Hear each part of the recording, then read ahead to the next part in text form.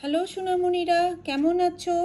সবাইকে story time with a friends চ্যানেলে স্বাগতম। আজকে আমি তোমাদের জন্য মজার দৈত্যের একটি গল্প নিয়ে এসেছি।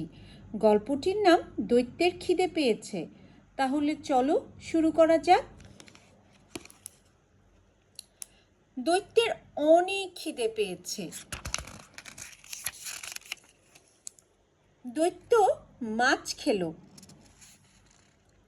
হাঁস খেলো, কাঁকড়া খেলো, মুরগি খেলো, গলদা চিংড়ি খেলো।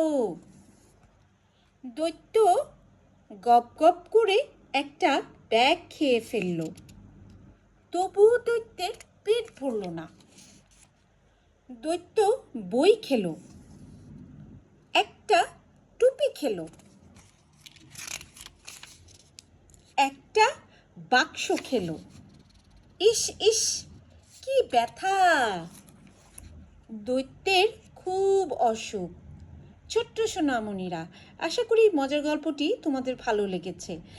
আরও গল্প শোনার জন্যে আমার চ্যানেলটি অবশ্যই সাবস্ক্রাইব করো। বাই।